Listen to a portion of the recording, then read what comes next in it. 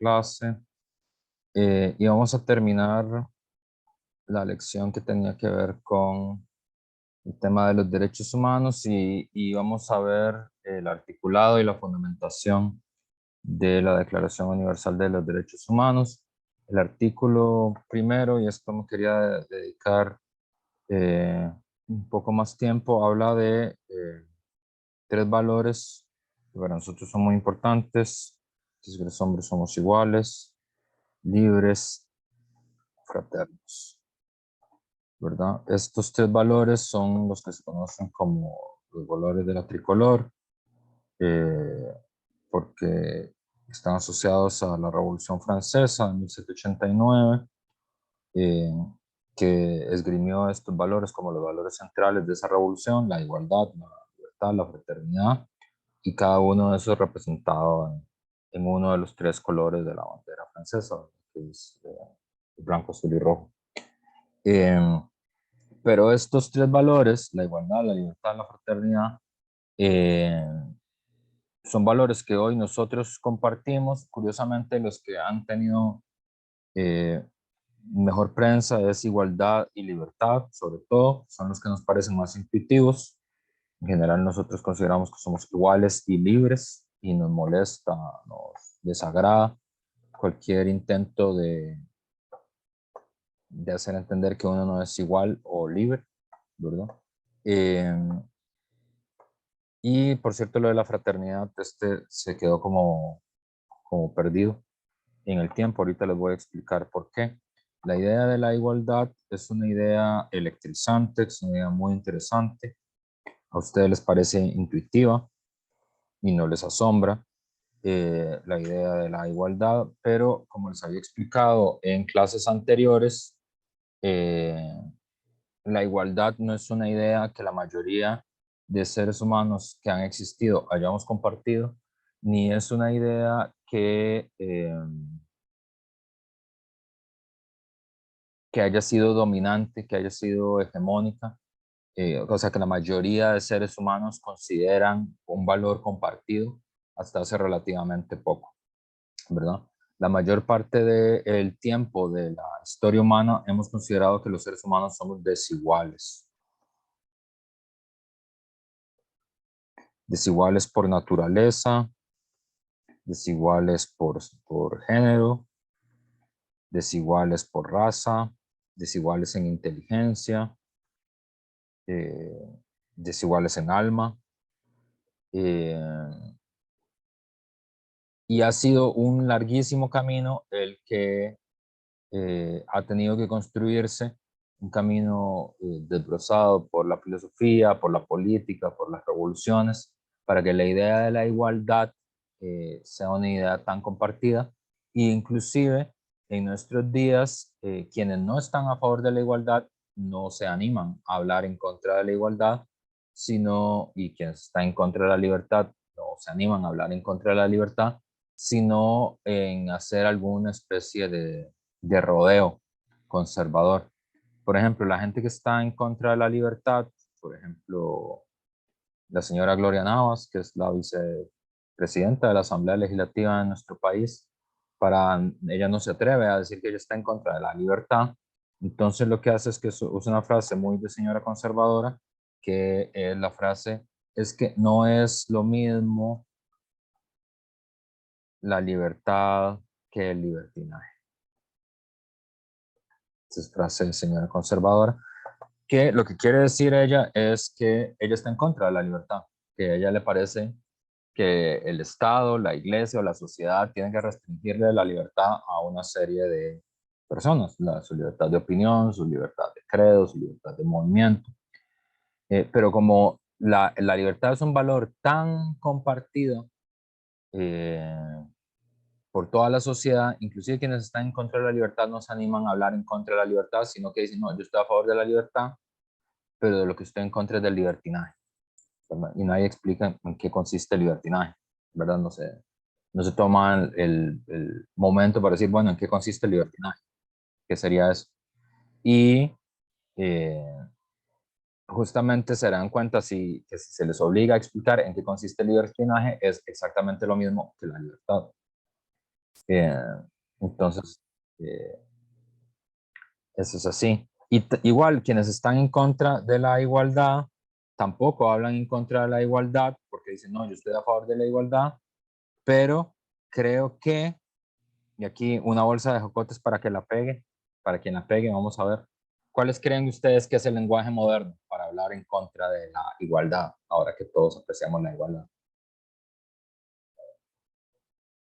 ¿Cuál es la palabra? ¿Cuál es el argumento? ¿Cuál es la explicación para hablar en contra de la igualdad en estos tiempos? Una bolsa de jocotes, el que lo pegue.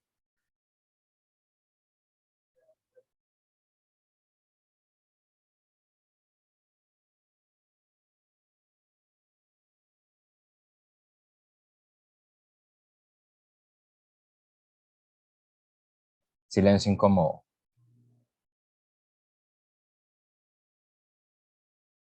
Alguien escribe en el chat. Equidad. ¿Cómo equidad, Nicole? Ah, profe, creo que es como, bueno, yo he oído muchas personas que dicen que todos somos iguales, pero lo dicen con el sinónimo de Perdón, Nicole, equidad, todos somos equivalentes. perdí tu argumento, es que se corta el audio. ¿Me oye, profe? Sí, te oí un momento y luego se te cortó. Adelante. Ah, ok. Es que yo he escuchado a varias personas que utilizan el sinónimo de equidad para decir que somos equivalentes unos y otros, en vez del de igualdad, por ejemplo. No, pero no va por ahí.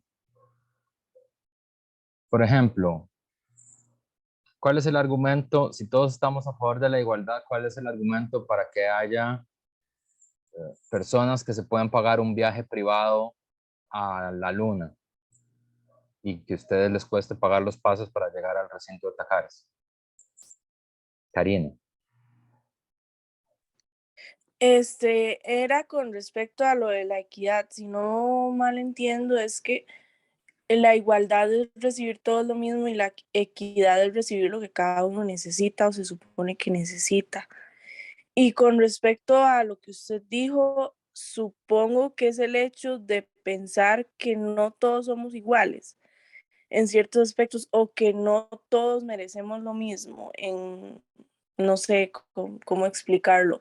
Tal vez a veces piensan que, o que simplemente si esa persona tiene acceso a esas cosas o así, simplemente está bien. Y si otras personas no tienen nada de ahí, no sé, lo ven así como problema de ellos. Pero se supone que todos somos iguales, eso está en todos lados, está en las constituciones, está en todas las declaraciones, no hay nadie que diga yo estoy a favor de la desigualdad.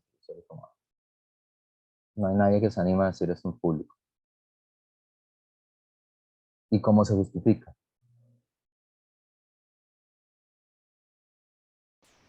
Yo creo que es que todos somos iguales en cuestión de moralidad, valores y todo eso, pero en cuestión de monetaria no hay igualdad en ese campo. Entonces hay como un discurso de que no sé cómo explicarlo bien.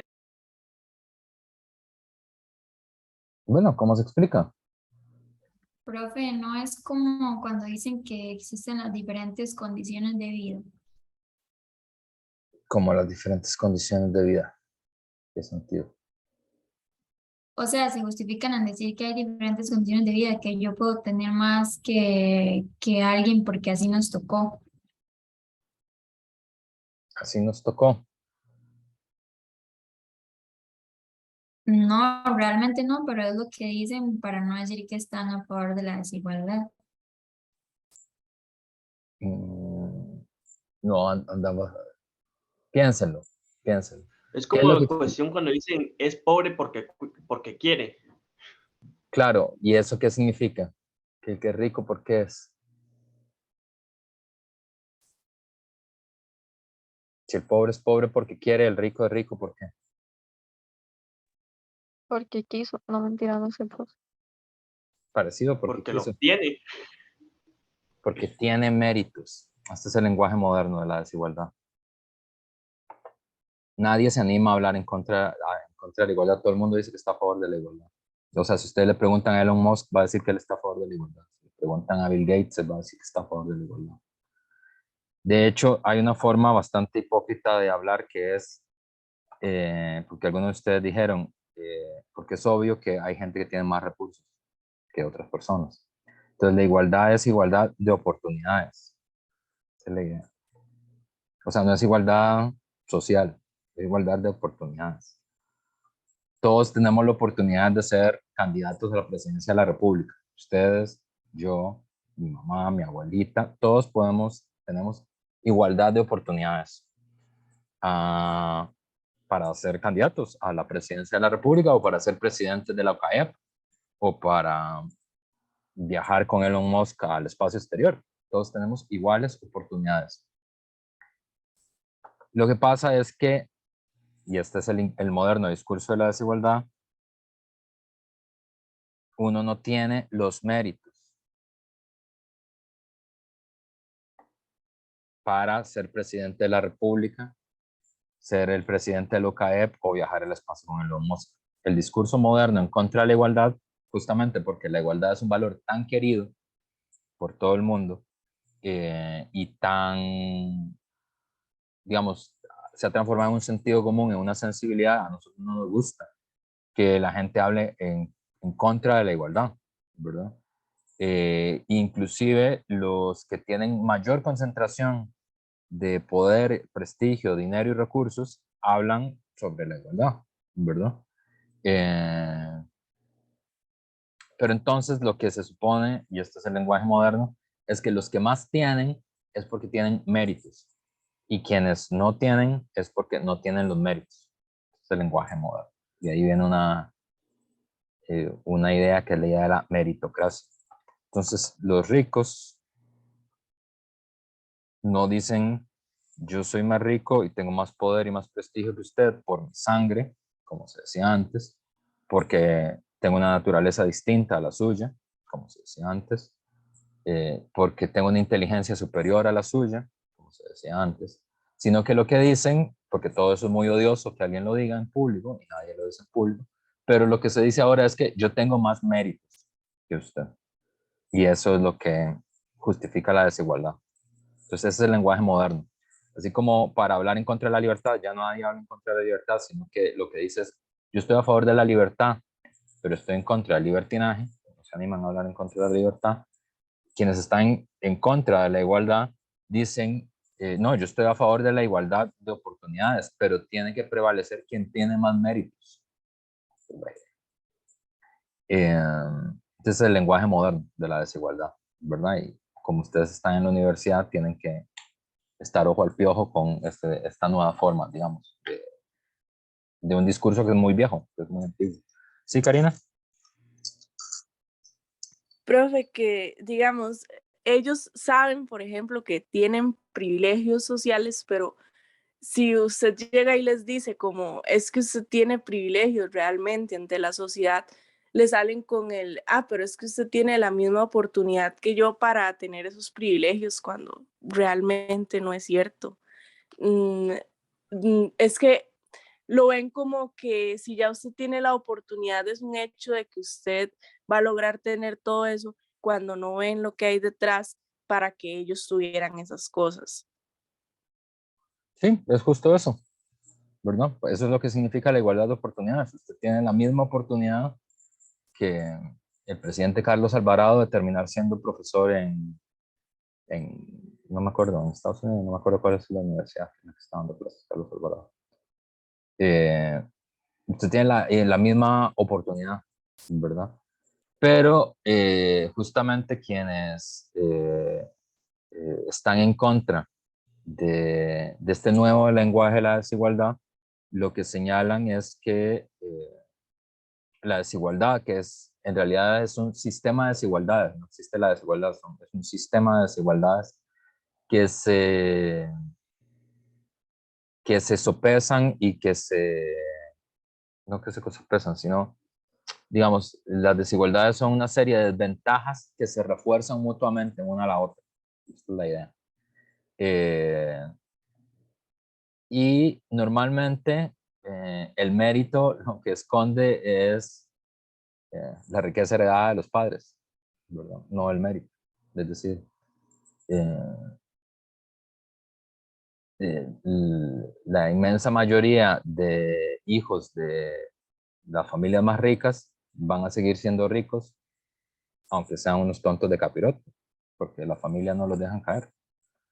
En cambio, los chicos que vienen de familias humildes pueden ser súper talentosos, re talentosos, y es muy probable que nunca sean ricos en la vida. Puede ser que tengan una vida menos dura que la de sus padres, es bastante probable, si son talentosos, pero no se van a volver ricos, ¿verdad? Entonces, todo eso está escrito en un libro muy interesante de un señor que se llama Thomas Piketty, y en el libro de un señor que se llama Goran Terborn, es un señor sueco, que habla sobre el tema de la desigualdad. Es un tema apasionante, me parece un tema apasionante. Pero lo que yo les quería transmitir a ustedes es que vean qué interesante esto que es cuando es tan difundido, digamos, cuando es tal el éxito político y cultural de una idea, ya hay un momento en el que uno no puede oponerse a esa idea, sino que dice, bueno, yo estoy a favor de eso, pero intento socavarla con otro lenguaje. Ya no puedo usar el lenguaje de la desigualdad, ¿verdad? Pero lo que es importante que ustedes sepan, como es la clase de filosofía, es que la mayor parte de la historia humana, y hay muchos argumentos de muchas personas que consideramos relevantes en la historia de la humanidad, que consideran que no, que los seres humanos son desiguales. La mayor parte de la vida humana nosotros hemos considerado que son desiguales, y ha sido una muy larga historia política y filosófica de debates que nos ha llevado a tener este valor compartido. Obviamente ustedes saben que hay desigualdades en la vida real, ¿verdad? De género, de clase, de raza, de nacionalidad, etarias, hay un montón de formas de desigualdad, pero esas desigualdades nos parecen odiosas y nos parecen que deberían solucionarse, ¿verdad? Eh, no nos parece que es que así son y no se puede hacer nada al respecto, ¿verdad? Víctor. Quería comentar de que es interesante que el discurso prácticamente de la clase privilegiada es como mitigarlo, digamos, para que que la gente no se enoje con ellos, porque lo que tratan de decir es como que ustedes también pueden conseguirlo, tienen que conseguir los méritos. Sí. De esa forma lo dicen. Sí, no, no, en general no nos va a dar tiempo de, es muy interesante lo que dice Víctor, gracias por el aporte. Es muy interesante porque no nos va a dar tiempo, tal vez sí al final de generales, porque, digamos, la dominación social y política en el mundo contemporáneo es una dominación muy opaca, muy sutil, ¿verdad? Justamente como nosotros creemos que somos iguales y libres, nos imaginamos como iguales y libres, nos parece un axioma de la vida, ¿verdad? Así como 2 más 2 son 4, ¿verdad? Entonces, 2 más 2 son 4 y yo soy igual y libre que todo el mundo. Eso nos parece como obvio del mundo contemporáneo. Y claro, la dominación social, económica, política para que ocurra, porque en el mundo hay una gran concentración de riqueza, de poder, de prestigio, de cultura, está muy concentrada, ¿verdad? Puede ser que inclusive en nuestro mundo, es una gran paradoja, nuestro mundo, que es el mundo que más valora la idea de la igualdad, sea el más desigual de los mundos que hemos conocido, ¿verdad? La Costa Rica en la que ustedes viven es una Costa Rica que tiene muchísimo más introyectado, interiorizado el valor de la igualdad y la libertad. Probablemente ustedes aprecian muchísimo más el valor de la igualdad y la libertad que sus abuelitos, que sus bisabuelitos. Y sin embargo, ustedes viven en una Costa Rica más desigual que en la que vivieron sus abuelos y sus bisabuelos. Y aquí pasa una cosa muy interesante que uno puede hacer muchos cursos sobre eso, que es la dominación en las sociedades antiguas, como por ejemplo en la que aparece en Robin Hood. No sé si hemos hablado. Robin Hood es una de mis historias favoritas de toda la vida, fue el primer libro que me leí, entonces, y me parece un gran libro, siempre lo recomiendo mucho leer. Y aunque es una historia, se supone que es una historia para niños, pero es una historia muy interesante. Robin Hood ocurre en algún momento como el siglo XIII. Por ahí. Robin Hood es una leyenda, ¿verdad? No, o sea, no se sabe si existió o no Robin Hood, o si fueron varios, o, es verdad, la definición de leyenda es un hecho que puede haber sido histórico, pero que está sazonado por la imaginación popular. La definición de leyenda es diferente a un mito y es diferente a una fábula. Los tres son narraciones imaginarias, fantasiosas, pero tienen estatus distintos. Es una cosa importante no confundir mito, leyenda y fábulas, son tres cosas distintas, aunque todas son narraciones fantásticas. La leyenda es algo que pudo haber sido histórico, pero que está como sazonado, como edulcorado, como trabajado por el folclore, por la memoria popular de los hechos. Robin Hood es eso, un poco, y Guillermo Tell también es eso.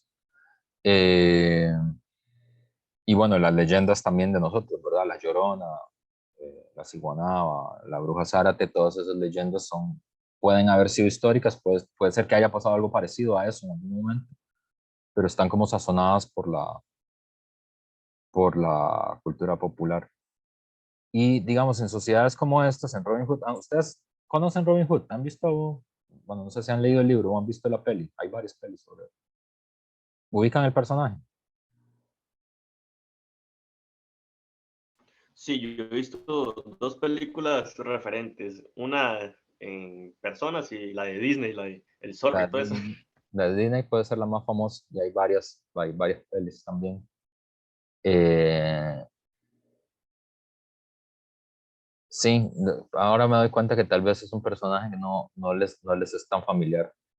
Eh,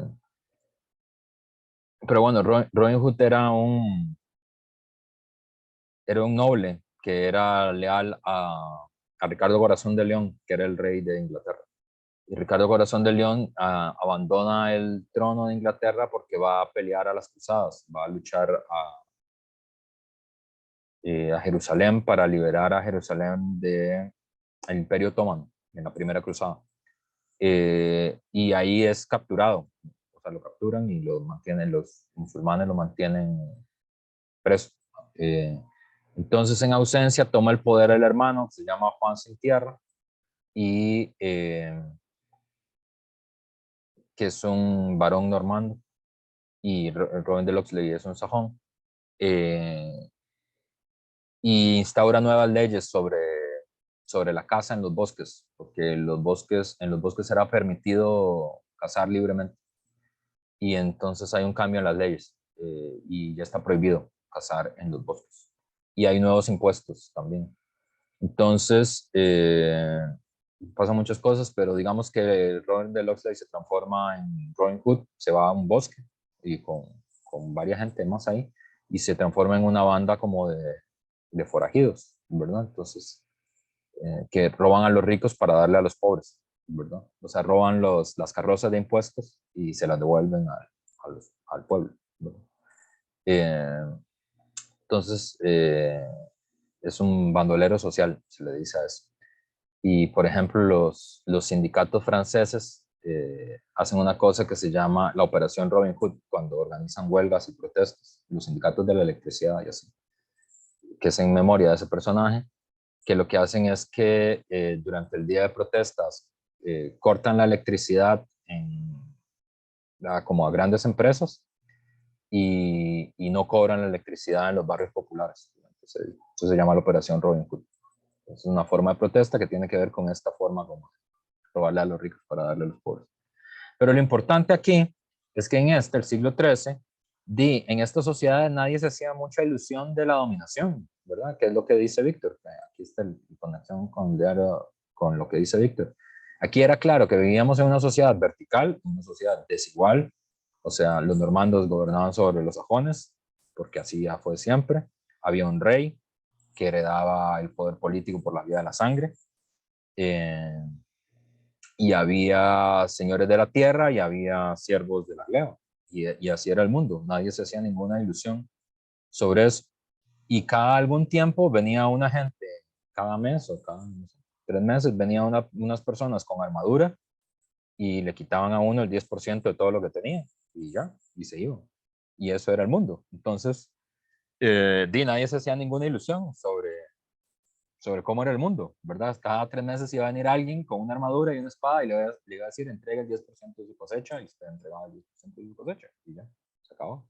Ese era el mundo. En cambio, la dominación en nuestro mundo es muchísimo más sofisticada, ¿verdad? Y muchísimo más opaca, muchísimo más difícil de entender, ¿verdad? Y por eso hay muchas personas que inclusive consideran que no existe dominación en el mundo contemporáneo,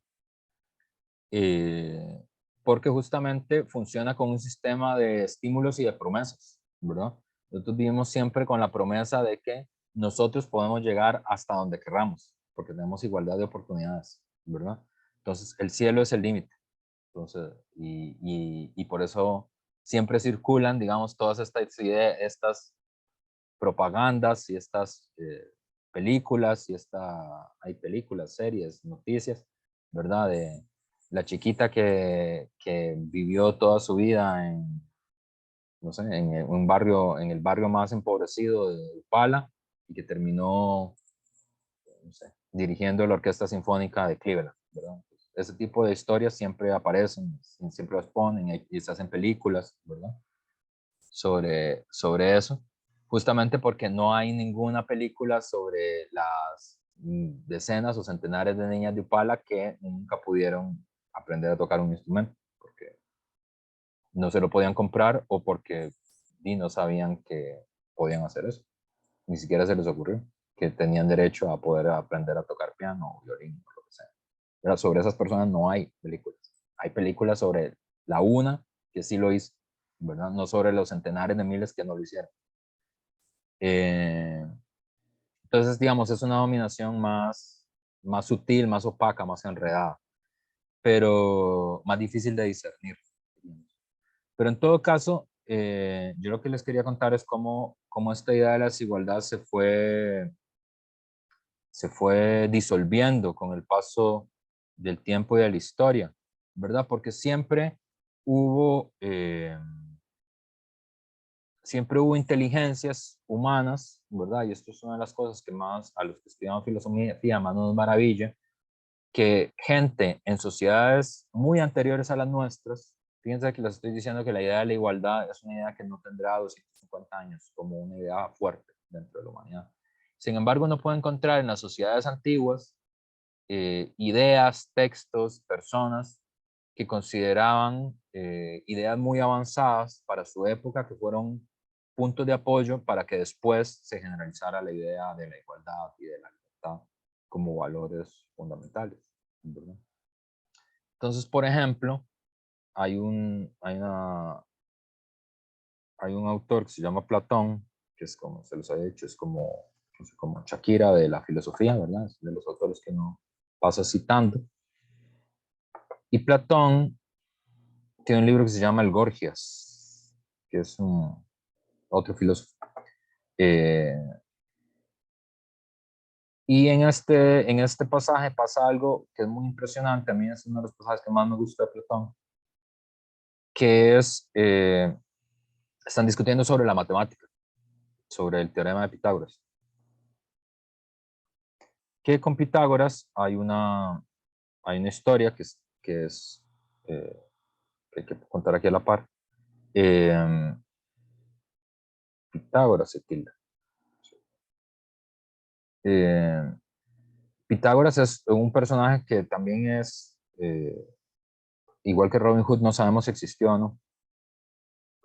O sea, no sabemos si existió una persona real que se llamaba Pitágoras, o si era una invención de sus discípulos, o si eran varias personas, y que la imaginación popular los juntó en un solo sabio, Pitágoras.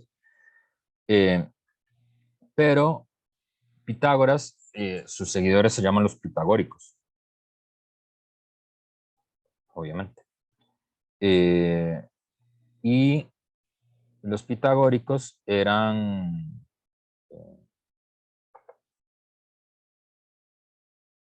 órficos, se les dice, pero estoy buscando la palabra correcta para decirles. Eran herméticos, ¿verdad? ¿Qué es lo que quiere decir eso? Quiere decir que los pitagóricos eran porque Pitágoras lo que descubre es un teorema de la matemática, ¿verdad? Que es la suma de los cuadrados de los dos catetos es igual que el cuadrado de la hipotenusa, ¿verdad? En este momento, en Grecia lo que estaba pasando es que había una especie como de revolución científico-tecnológica con el descubrimiento de la matemática, que es lo que ustedes estudian en el cole, ¿no? Pitágoras, Tales, toda esa geometría que uno tiene que estudiar en el cole, ellos lo estaban descubriendo. Entonces imagínense que es como el equivalente para nosotros, qué sé yo, de la tecnología 5G, ¿verdad? Como el carajo que descubrió la tecnología 5G o el grupo de gente que descubrió la vacuna contra el coronavirus, ¿verdad? Uno de esos descubrimientos científicos de primer orden que cambian la vida de las sociedades, ¿verdad? Maxwell cuando descubrió el electromagnetismo, ese tipo de cosas, ¿verdad? Un descubrimiento así en gran plano, ¿verdad? Y los seguidores de Pitágoras eran una secta cerrada, ¿verdad? Por eso es que no se sabe si Pitágoras existió o no. Era una secta cerrada, era una secta secreta. Eh, y ellos creían justamente que los seres humanos teníamos una naturaleza desigual, que esta naturaleza desigual era una naturaleza, una inteligencia desigual también. O sea, que los seres humanos éramos desiguales por naturaleza y teníamos inteligencias desiguales también. Y que por lo tanto, las verdades de la matemática que eran las verdades del cosmos, de las verdades de cómo funcionaba el mundo, en realidad, no podían estar al alcance de mentes que no estaban preparadas para ello, ¿verdad? Y que por lo tanto, los conocimientos matemáticos tenían que mantenerse cerrados a un pequeño grupo de iniciados.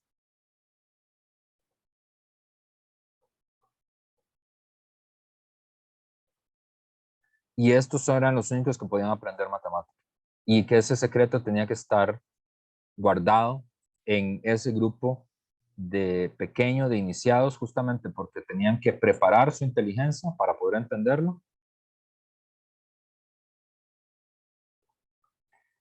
Y también por una cosa muy importante que es que consideraban que esta era una verdad tan grande que había gente que, como la naturaleza de la inteligencia humana era desigual, no estaban preparados para esa verdad y no iban a saber qué hacer con esa verdad. Entonces, que era mejor que no supieran esto, ¿verdad? Y eso es una forma de entender el problema de la inteligencia humana, ¿verdad? Eso se les dice órficos o herméticos o... hay otra palabra que la tengo en la punta de la lengua y no me logro recordar. Pero se entiende la idea, ¿verdad? O sea, los pitagóricos dicen, hay personas, esta es una verdad tan grande y tan importante que hay personas que no están preparadas para saberla.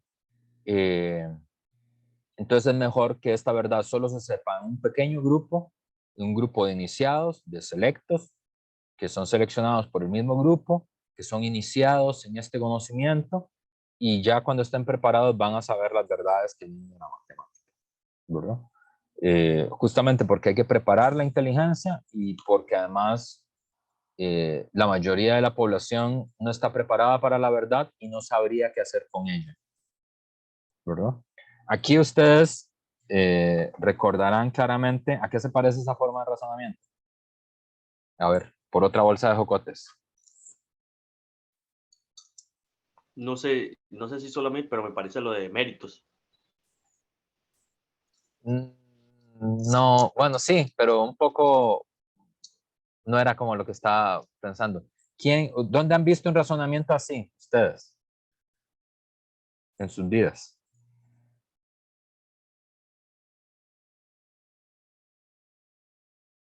Nunca nadie ha visto un razonamiento así en sus vidas.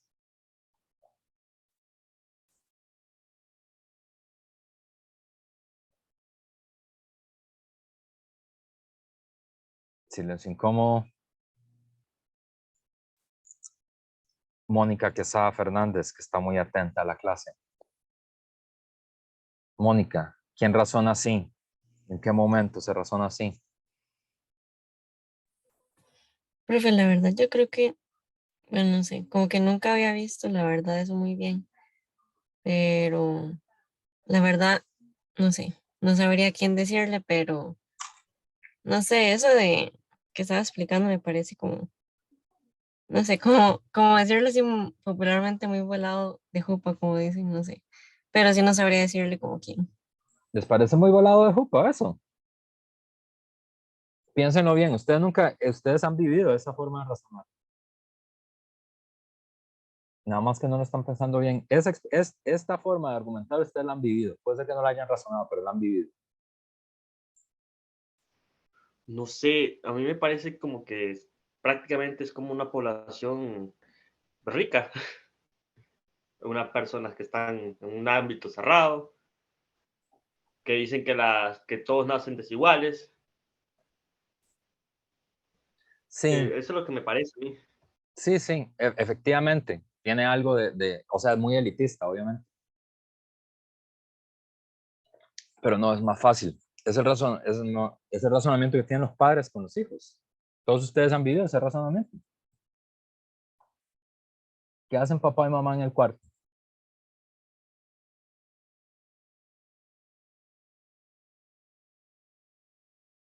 ¿De dónde vine yo? ¿De dónde vino mi hermanito? Sí, sí, entiendo lo que quiere decir, que ellos dicen no está preparado para la verdad, entonces más tarde se la digo. Sí, Claro, sí.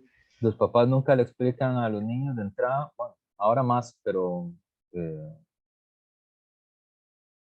inclusive los padres más grandes, digamos, así se razona con los niños, ¿no? Es decir, hay verdades que es mejor no contarles porque no están preparados para ello.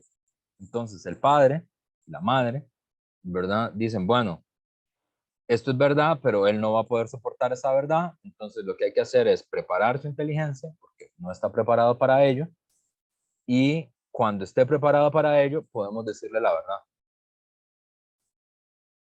Y podemos ir soltando la verdad a pedazos hasta que eventualmente tenga la madurez para tener la verdad. Esa experiencia es la experiencia de la infancia, ¿verdad? Es la experiencia que ustedes tuvieron con sus papás siempre. Entonces no es que nunca lo hayan visto razonar, lo han visto razonar toda su vida. Desde el razonamiento que los padres tienen con los hijos. Es muy pequeño, no sabe todavía, no tiene inteligencia para prepararse. Aunque le digamos la verdad, no la va a entender, es mejor no decirse. Es la experiencia de los padres con los niños.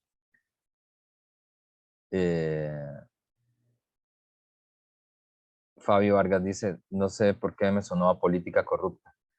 Claro, suena como, porque hay una cosa como de conspiración, ¿verdad? Pero ¿por qué a Fabi le pareció que parece política corrupta? Porque ya nosotros tenemos interiorizado el valor de la igualdad y de la libertad. Entonces, algo que empieza argumentando sobre la idea de que no somos iguales, y ya no nos gusta, ¿verdad? Nos parece algo que está mal, ¿verdad? Y para que vean la diferencia, ¿verdad? Y los pitagóricos eran gente muy inteligente, digamos, la gente que descubrió el teorema de Pitágoras, y eran miembros respetables de la sociedad griega. Y sin embargo, ahora a nosotros nos parece terrible, ¿verdad? Lo que dicen, pero fíjense que ese razonamiento se mantiene en nuestra sociedad con la relación de padres e hijos, y todavía podemos ver ejemplos en el mundo contemporáneo en relación con eso. Mónica tenía la mano levantada. No, pero iba a comentar algo parecido como dijo, creo que fue Fabi, creo que fue que en el chat, que no sé, me parece también eso como, con eso que decía usted de los padres que a veces como que nos ocultan esas cosas y es cierto, nunca, en sí nunca lo había como tratado de meditar tal vez, pero hasta con eso que estábamos hablando, como diciendo que con lo de los ricos y eso, que por ejemplo, hasta el Estado o cosas así nos pueden ocultar un montón de cosas y nos dicen como que ocultando, diciéndole a los pobres como que son pobres y no les dan como más opciones como para salir de ahí, tal vez siento yo. Y como que nos ocultan como esa realidad y a veces uno no se da cuenta y uno tal vez hasta sigue siendo mediocre y se queda ahí. Claro, yo les iba a decir que, bueno, hay algunos ejemplos en la sociedad moderna todavía. Por ejemplo, el país tiene secretos de Estado que tienen la misma lógica, ¿verdad? Todos los estados tienen secretos de Estado.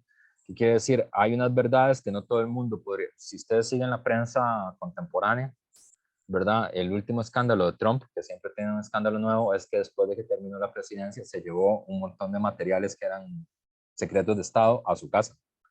Entonces ahora por eso está investigado por el FBI. Pero digamos, ahí lo que demuestra es que hay cosas que nosotros no sabemos. O sea, que el Estado considera que son verdades que no deberíamos saber porque es que vieras que no estamos preparados para eso, ¿verdad? Que hay una excusa para decir eso, que es al final, 25 años después, todos esos documentos se liberan. Entonces nosotros podemos saber cuáles eran los secretos de Estado de la época de Kennedy, de los años 60, porque ya ha pasado tanto tiempo que la gente está ahora sí madura para saber cómo estuvimos casi al borde de la guerra nuclear durante la época de Kennedy, pero no estamos maduros para saber los secretos de Estado hoy en el mundo. No estábamos preparados para eso. Entonces, por eso. Y ustedes también podrán recordar, porque siempre es un gran momento para citar a Aristóteles o para citar a Batman, en uno de los episodios de el Batman de Nolan, que ya les había dicho que tienen que ver la trilogía, Batman razona así, Batman razona como los pitagóricos, hubiera sido un gran pitagórico, porque él prefiere, junto con Gordon, ¿verdad? Con el detective Gordon, decide echarse la culpa de la muerte de Harvey Keitel, del personaje que hace Harry Two Faces, porque dice, no, es preferible mentirle a la gente, porque la gente no va a soportar la idea de que el fiscal general en realidad era un delincuente, o era el jefe de los delincuentes. Entonces es preferible mentirle a Ciudad Gótica para preservar el orden. Esa idea es una idea muy antigua y es una idea que se preserva mucho todavía dentro de la vida social, de la vida política. Está en la vida familiar, en la dominación familiar, pero también en la vida política, cada algún tiempo alguien puede decir eso. Es decir, que es preferible mentirle a la sociedad porque no están preparados para la verdad. Digamos, los pitagóricos tenían esta misma idea y por eso ellos creían que no había, o sea, que solo esta pequeña secta iniciada debería aprender matemáticas, porque digamos, los otros griegos no estaban preparados para eso. Ustedes sabrán cómo termina la peli porque ustedes aprendieron el teorema de Pitágoras en el cole y ustedes no son griegos. Por lo tanto, quiere decir que los pitagóricos no vencieron en su deseo de que solo ellos aprendieran la matemática. Platón, por otro lado, en el Gorgias, hace una cosa que es justamente este pasaje, que es el que más me gusta a mí, porque él está hablando con Gorgias y llaman a un esclavo, porque la Grecia clásica tenía esclavos, había 10 esclavos por cada hombre libre, esa era la proporción. Es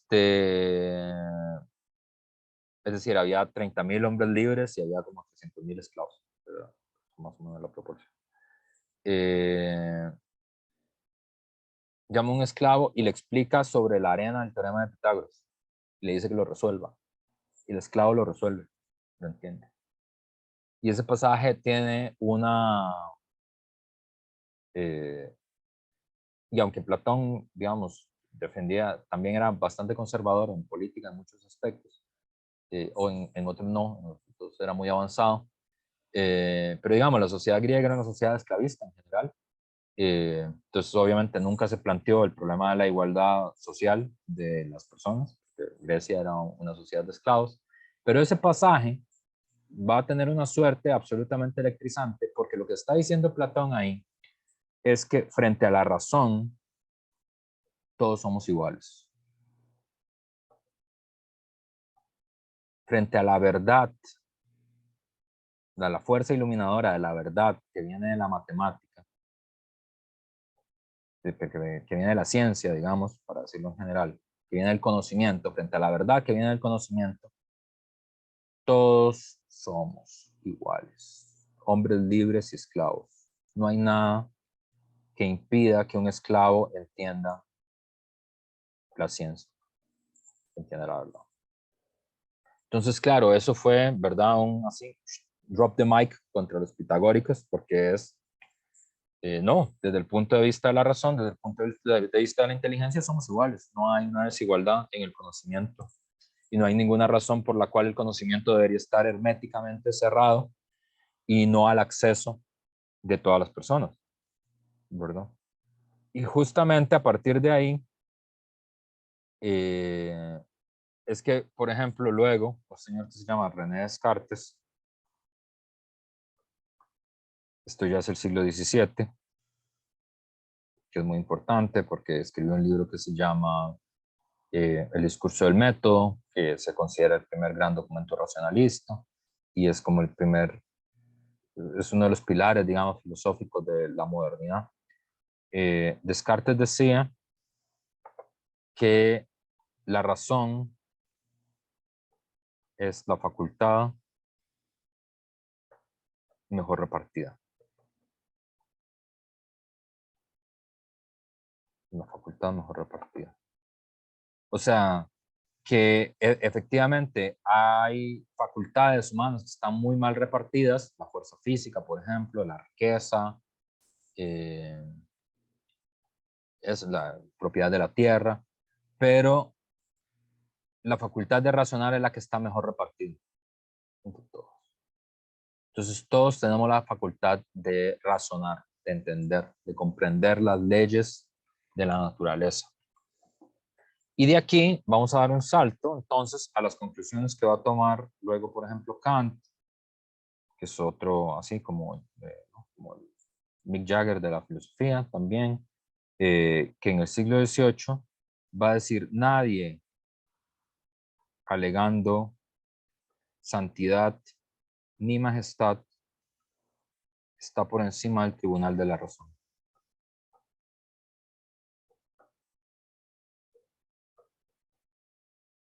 Es decir, los reyes y los sacerdotes y el papa, los jefes de la iglesia,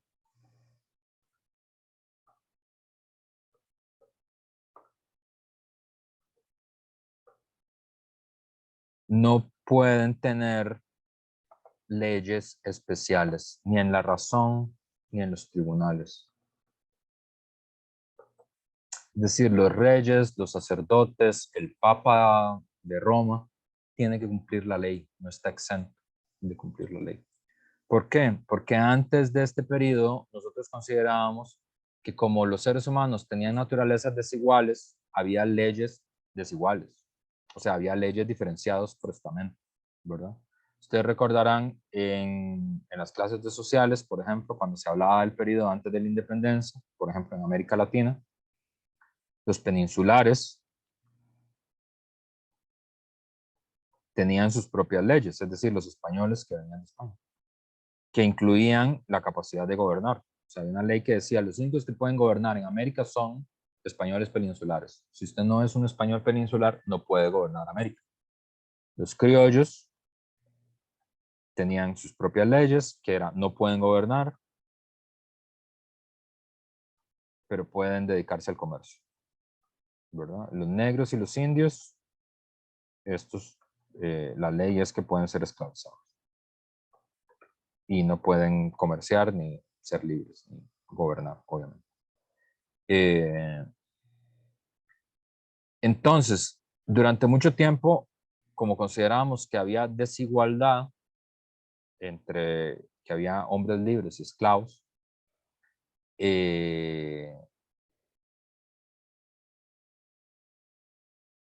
había leyes desiguales, ¿verdad? Eso todavía existe, por ejemplo, esa cosa que se le dice el derecho canónico en la iglesia, es porque la iglesia tenía su propio fuero y sus propios tribunales y se juzgaban entre ellos, no eran juzgados en tribunales ordinarios. Entonces, a partir del siglo XVIII, a partir de este proceso que se llama la Ilustración, la Revolución Francesa, pero que también combina también la Revolución Francesa, la Revolución Americana, la de 1776, la independencia de los Estados Unidos, y las revoluciones hispanoamericanas, que bueno, las revoluciones hispanoamericanas empiezan en 1799, la primera que es la de Haití, casi nadie recuerda y es la más impresionante de todas. Normalmente los latinoamericanos le decimos el periodo de independencia, un periodo que va de 1810 a 1825, que es donde se independizan la mayoría de países de América Latina, ahí en medio está Costa Rica, ¿verdad? Y en realidad el último país hispanohablante que se independiza es Cuba en 1898. Es decir, la independencia en América Latina duró casi un siglo de lograrse. Y todavía hay un caso de un país latinoamericano que no es independiente, que es Puerto Rico, que no logró su independencia en el mismo periodo que Cuba, y entonces es un estado libre asociado, como una colonia de Estados Unidos. Que ustedes conocerán Puerto Rico porque es de donde viene Ricky Martin, Daddy Yankee, todos los de esos cantantes.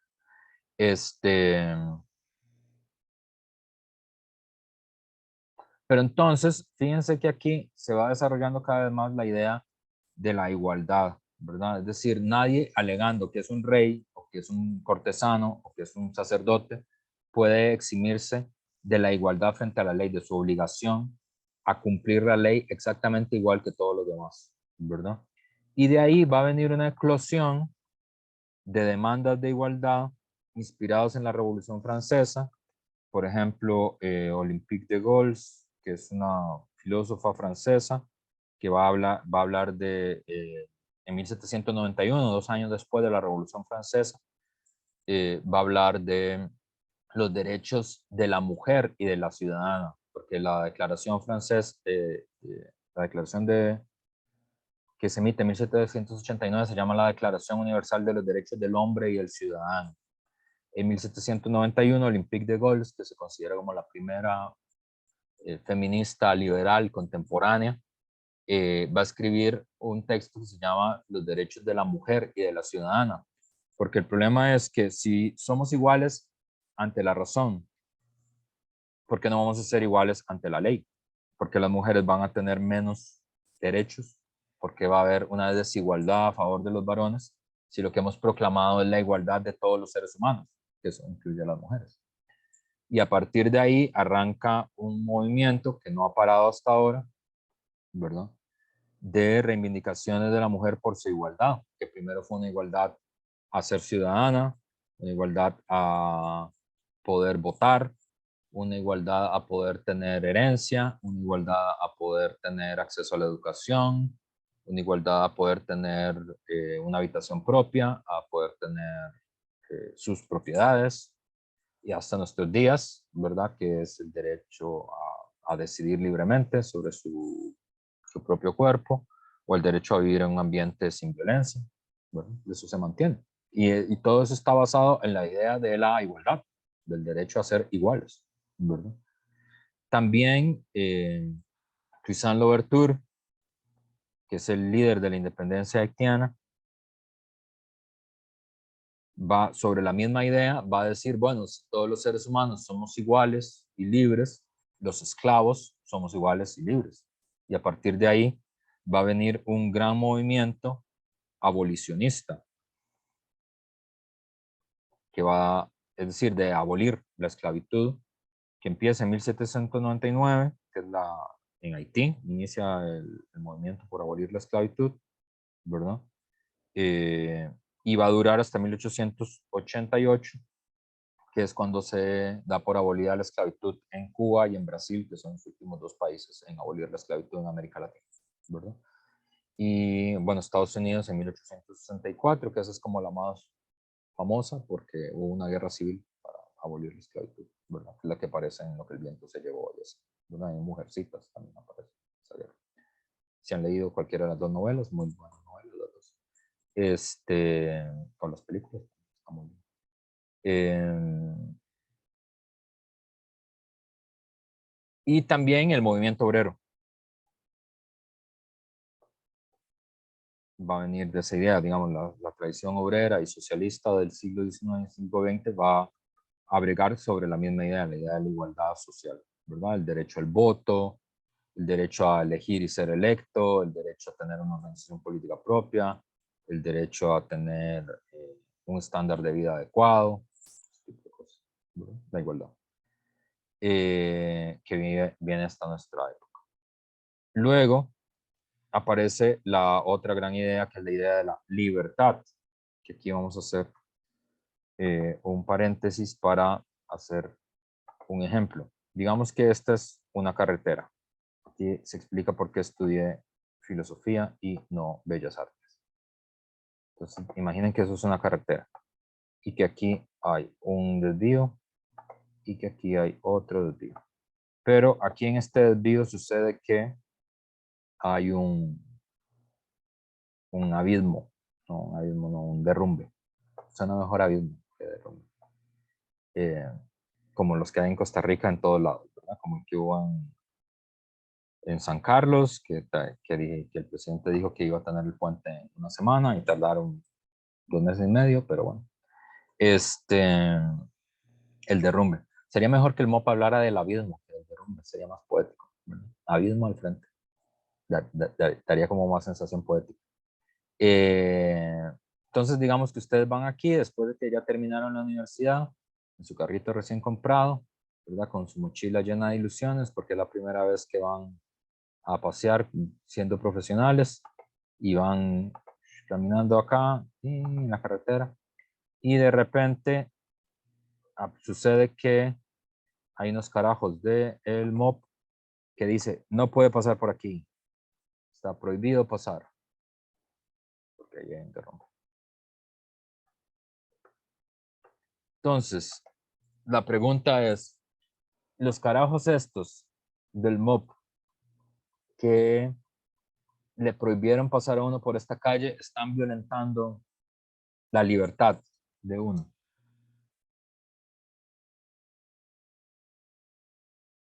Entonces, ¿qué creen?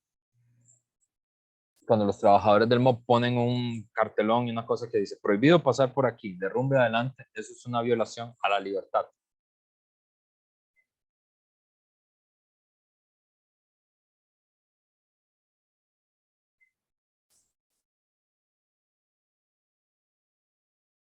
Vamos a preguntarle a John Díaz, que está muy atento de todo lo que estamos discutiendo en la clase.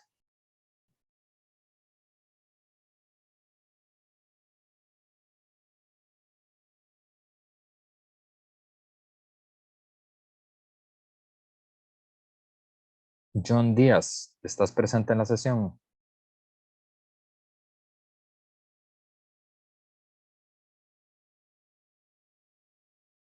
¿Puedes usar el micrófono, John?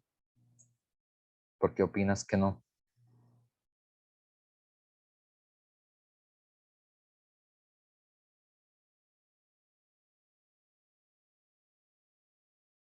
John.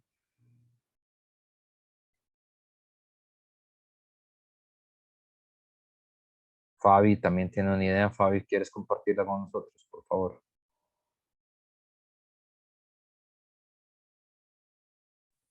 Bueno, ¿se oye? Sí, adelante. Ah, ok. Bueno, básicamente yo lo que estaba diciendo es que la persona decide si pasar una, despite si dice que es prohibido.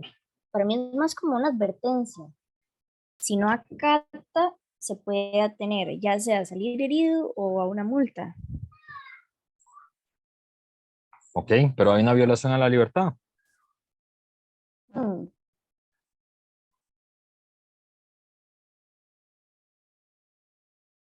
Hmm, yo diría que no. Fabi dice que no. John, por lo que puedo ver que está aquí. Con permiso. Sí.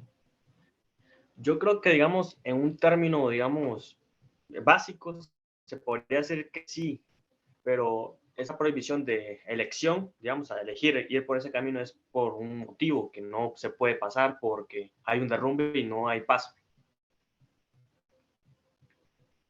Porque hay un motivo. Pero bueno, siempre que hay una restricción a la libertad, siempre hay un motivo. Dice Manuel Andrés, yo creo que por muy simplista que pueda ser, sí es un atentado contra la libertad en cierto modo. ¿Por qué, Manuel Andrés? ¿Por qué te parece que sí es un atentado a la libertad?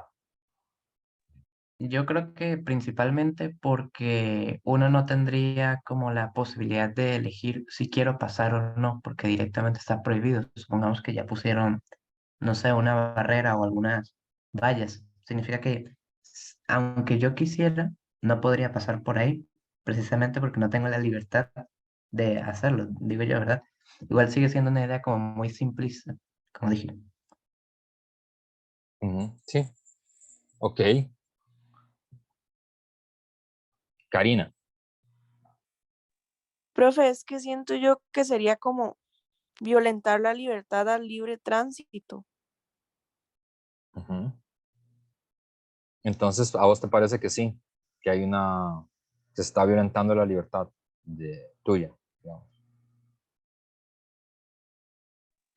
Pues digamos, si era antes un lugar por el que se podía pasar y ya luego dicen que está prohibido, por la razón que sea, de ahí están violentando el libre tránsito porque ya eso es un lugar que no se puede accesar. Ok. Entonces tenemos a Karina y a Manuel del lado de sí, y tenemos a John y a Fabi del lado de no, ¿verdad? Hasta el momento.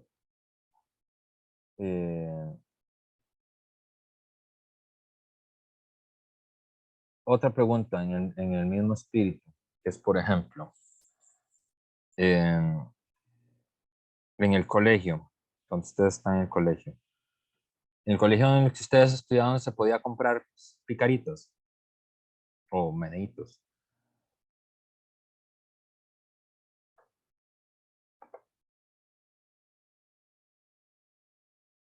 Se podía. En el mío sí, profe. En el mío también. Ajá. Yo sí. En todos los colegios se podía comprar picaritas y meneitos. En el mío no, profe. Solamente tenían permitido vender cosas saludables. Qué vacilón. En el colegio donde yo iba hasta hamburguesas vendían, profe. Sí, sí, en el mío es enyucados y empanadas vendían. Empanadas y hamburguesas, es más, cuando yo salía hasta pizza estaban haciendo. El mío era una soda totalmente, desayunos, almuerzos, y antes de salir te daban como para cenar. Bueno, Mónica dice que solo comida saludable. Bueno, por primera vez desde que pongo este ejemplo dando clases, resulta, tengo este resultado. Es vacilón. Porque en principio, no sé si ustedes saben, en los colegios está prohibido vender comida chatarra. Prohibido. Que debe ser el caso de Mónica y de... Uy, ¿quién más dijo que era así el cole? Jaine dijo que el cole era así. Entonces, esta es la pregunta. La pregunta es, en el cole de Mónica y de Jaine, que está prohibido vender picaritas y no sé, enchucados y meneitos. Esto es una violación a la libertad de Mónica y de Jaime.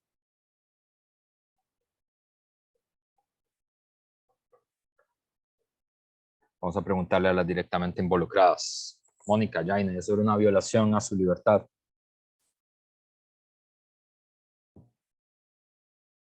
Profe, la verdad es que siento que está como un poco que sí, que no, porque en el colegio a mí no me dejaban, bueno, en la SOA no vendían nada de esas cosas, pero a la par había un súper. Entonces, si yo iba y me compraba picaritas, yo podía entrar al colegio, pero tenía que meterlo totalmente escondido porque si el guarda lo veía me lo quitaba, ya adentro me lo comía y los profesores me veían y no me decían absolutamente nada. Entonces siento que en parte sí, pero ya adentro ya podía comérmelo totalmente tranquila. Pero es una violación a tu libertad, porque estás describiendo que tenías que pasar picaritas como si estuvieras pasando marihuana o cocaína, ¿no? Sí, en parte sí, por eso le digo que sí, que no, porque si el guarda me veía a mí con un paquete de, qué sé yo, de ricos o de chirulitos y con una coca me lo quitaba, pero ya adentro no me hacían nada, entonces cuando yo iba entrando me estaban quitando la libertad de entrar con la comida que yo quería comerme, aunque no fuera saludable.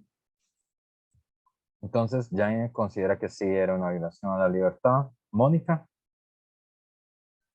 Profe, yo creo, bueno, en mi colegio pasaba lo mismo porque mis compañeros llegaban y afuera también había como un tipo soda y compraban, por ejemplo, Coca-Colas y cosas así, porque en la soda solo vendían como frescos de frutas y así. Entonces, por ejemplo, mis compañeros traían también de afuera y metían las Coca-Colas en el bolso o helados que se compraban afuera y a veces hasta le registraban el bolso, así. Yo siento que en cierta parte, tal vez adentro, sí nos prohibía un poco eso de la libertad, tal vez. Y a veces, como decía Jane, a veces uno se lo compraba y se lo comía en el aula o así, pero pasaba, ¿cómo se llama? Las auxiliares, que se decía, y lo veían a uno y le decía, ¿dónde compró eso? Y cosas así. Y ellas sabían que obviamente no vendían eso en la soda del colegio adentro, entonces tal vez y un poco. entonces ambas consideran que sí, que hay una violación a su libertad. ¿Alguien considera que no hay una violación a la libertad de Mónica y de Jaime por la prohibición de comer picaritas?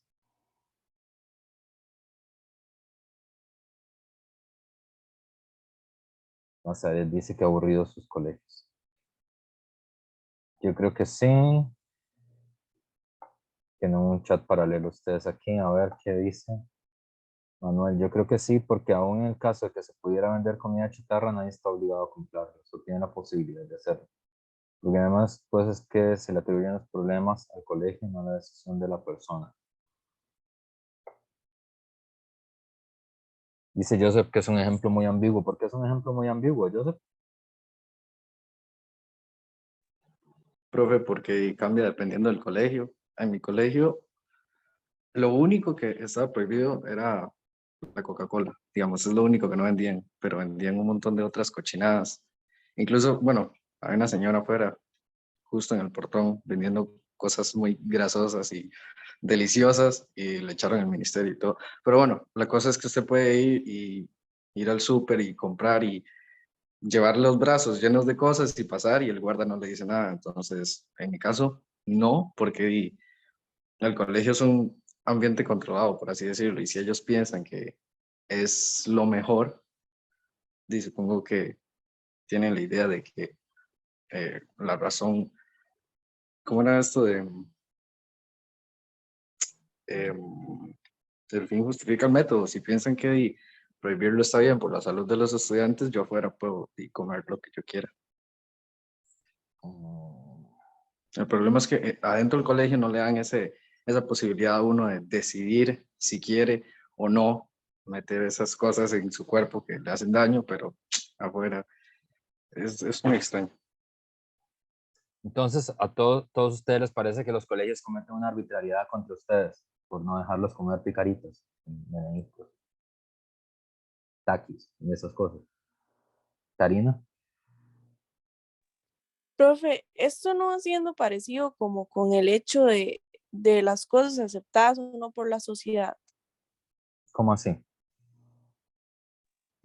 Bueno, como ahora usted dijo de que, por ejemplo, no sé, tal vez muchas personas tienen como el hecho de que hay que comer saludable y demás, pero también es muy famoso el hecho de que de ahí, si usted solo quiere comer comida chatarra y demás, pues también está bien.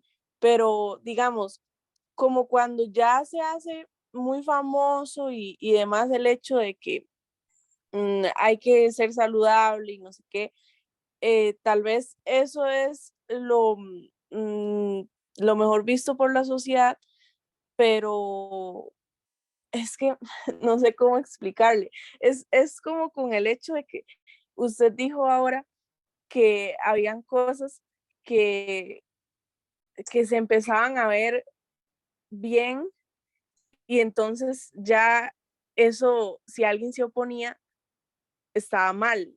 No sé si me entiende al punto que voy. Ujú. Sí, sí, sí. Que en nuestra época la idea de la vida saludable y de la alimentación saludable es más popular que en el pasado. Eso es. Sí, Pero exacto. entonces, pero entonces, ¿ustedes están a favor de que se puedan vender chirulitos, meneitos y taquis y todo eso en el cole? Eso Profe, yo sería. sí estoy a favor y siento que más bien de parte de los colegios es como extremista. ¿El por qué? Porque, digámosle, prohíben digamos, a las personas, bueno, a los estudiantes en ese caso, consumir eso. Está bien, pero digámosle, una vez sacan a sus casas, ¿qué van a hacer? ¿Me entiendes? Solamente como en un lapso de tiempo es que prohíben eso, digamos, entonces como extremista, porque si los debía de ellos es consumir cuanta chatarra se les atraviese, digamos, van a seguir. Entonces, porque por lo que yo he escuchado, dicen que es como para una nutrición equilibrada y que no sé qué, pero digámosle, pero en las casas, entonces siento que es como algo extremista, realmente. De mi parte lo veo así.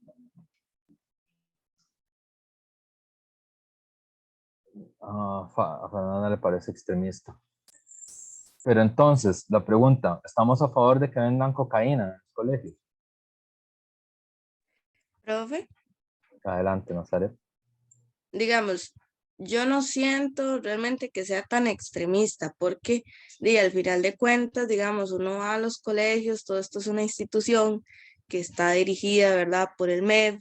Ellos tienen obligaciones con los estudiantes y tienen su ética, su moral, muchas otras cosas, digamos, que no dependen tanto de si ellos consideran una buena o mala idea vender picaritas y meneitos y Coca-Cola y todo eso. Ellos tienen que, digamos, en una institución no es como, o sea, en un colegio no es solo como, bueno, vayan y reciban clases. O sea, ellos tienen que preocuparse, digamos, velar por muchas otras cosas. Pensando en eso, es que hacen lo de que se prohíben vender ciertas cosas en la soda, porque, digamos, por ejemplo, en mi colegio lo hacían, pero se sabía que estaba prohibido, digamos, eso era porque en realidad nadie se quejaba, pero ahí se sabía que si una mamá o alguna otra persona se quejaba porque se vendía mucha comida chatarra en la soda o algo así, pues obviamente eso se iba a quitar.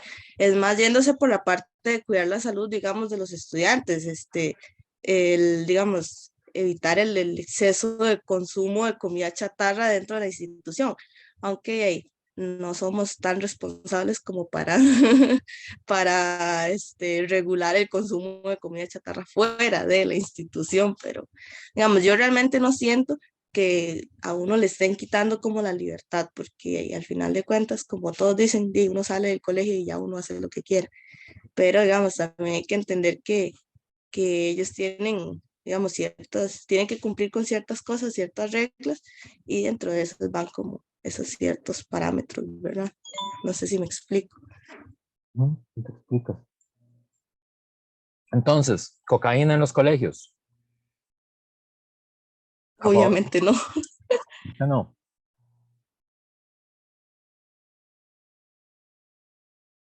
¿Por qué cocaína en los colegios no? Profe, Ujú. porque es un centro educativo y se supone que debería fomentar mm, como las costumbres sanas, tal vez.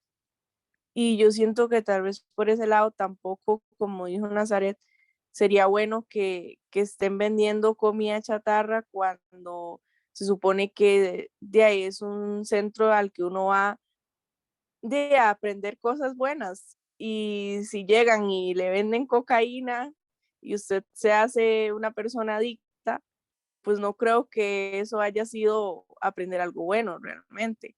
Entonces, en todo caso, ¿de qué serviría el centro educativo? Pero entonces, ¿por qué picaritas y chirulitos sí?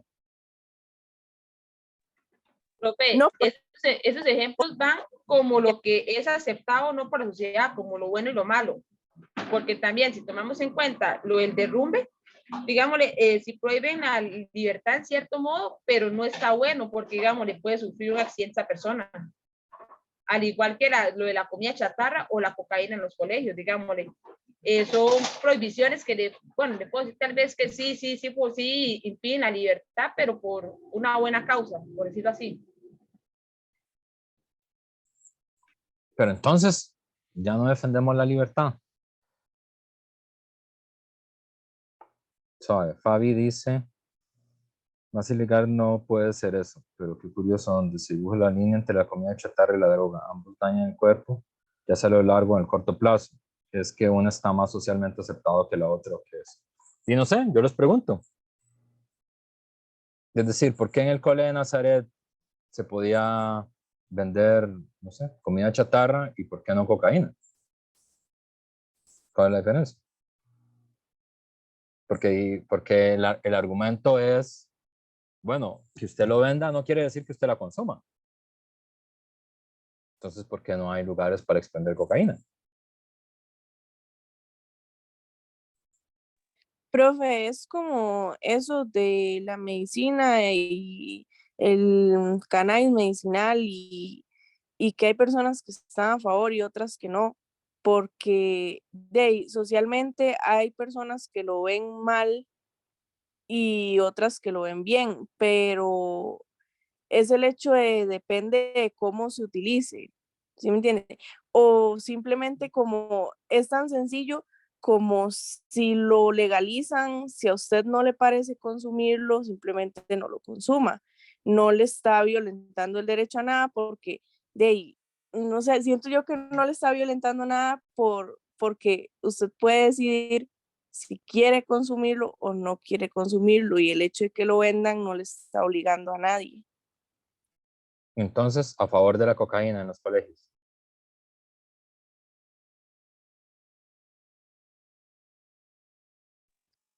Es que si nos vamos por el hecho de lo que está más o no aceptado, eh, y si tomamos como si fuera una igualdad el hecho de que no siento yo que se parezca mucho, pero la comida chatarra y la droga sería como que sí, porque simplemente es que hay una que la gente ya la ve más normalizada.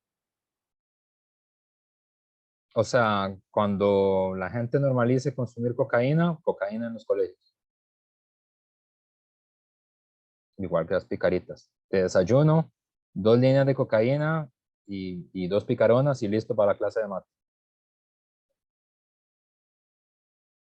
Eso estaría bien. O si quieres, no cocaína, solo picaronas de desayuno.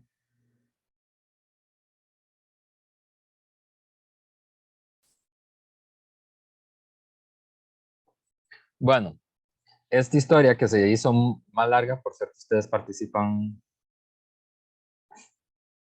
Alta indigestión. Por cierto, ustedes participan mucho, se les agradece mucho que sean tan participativos. Jaime quiere decir algo. Profe, sí, yo quería decir algo al respecto de lo que se estaba hablando, porque ahorita analizándolo siento que no es como violación a la libertad, sino más como políticas de una institución. Uno sabe que si uno va, es que lo estaba analizando aquí con mi mamá, ya teníamos un debate, ¿verdad? Muy bien. Sí, Saludos a su mamá, que está recibiendo generales, me parece. si uno, vea, yo sé que yo voy a una institución y que ahí no permiten que yo entre, qué sé yo, con la falda muy corta, con las uñas pintadas, que ande el teléfono, o sea, yo sé a lo que voy, porque ya se me avisó, para eso está la política, para eso están las normas que yo me tengo que leer como estudiante responsable, en este caso hablando del colegio.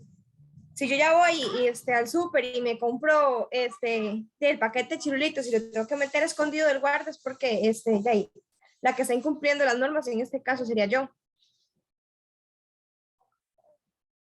Claro, aquí el debate, fíjense que es, y muy bien que la mamá ya esté oyendo la clase, porque la universidad es para todo el mundo, eso no lo tenemos que olvidar nunca. La universidad llega hasta el último rincón para todas las personas. Y Fabi habla de los problemas de salud. Vean, la dificultad de todo esto es porque en realidad cuando nosotros hablamos de libertad, sí, Karina. Profe, siento yo que quizá es que hay una que hace más daño que la otra, porque por ejemplo, pues si usted se come paquetitos y todo eso, depende también de qué tanto usted los consuma, porque por ejemplo, si usted una vez al mes se compra un paquetito o no sé, ya una vez perdida, pues tal vez no le haga tanto daño, pero si usted ya lo agarra de estarlo consumiendo, sí, sí, le puede generar un daño físico o un daño, digamos, en la salud por estar consumiendo esas cosas. Pero las drogas le generan un daño tanto físico como mental, porque aparte de que usted tal vez físicamente no esté tan lúcido como para hacer las actividades que usted normalmente debería, tampoco lo está mentalmente, digamos. Entonces, no sé, siento yo que una hace más daño que la otra. Ok, tenemos a Nazaret y tenemos a Jordan. Profe, yo creo que, Bueno, digamos, también hay que tener como, o sea, hay que ser conscientes y responsables, porque hay una delgada línea entre la libertad y el libertinaje, ¿verdad? Porque tampoco la libertad se trata de que usted en todo momento puede hacer lo que usted se le dé la gana, ¿verdad? Y así, o sea, hay lugares donde, como dijo Jaine, se tienen sus normas, sus reglamentos, es decir, no es como que un cirujano se prepara para hacer una cirugía, ¿verdad? Y simplemente dice, no, yo soy libre de usar lo que yo quiera y entra con la ropa que lleva puesta, ¿verdad? O sea, él tiene que seguir sus normas, tiene que seguir sus reglas y tiene que prepararse como debe de hacerlo para entrar, qué sé yo, a sala de cirugía, un ejemplo.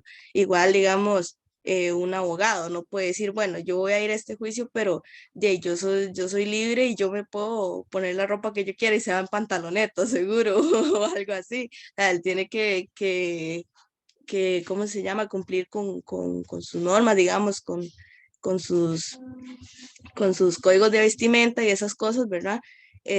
Para poder acceder, ¿verdad? Tal vez a ciertas instituciones, hacer ciertos trabajos.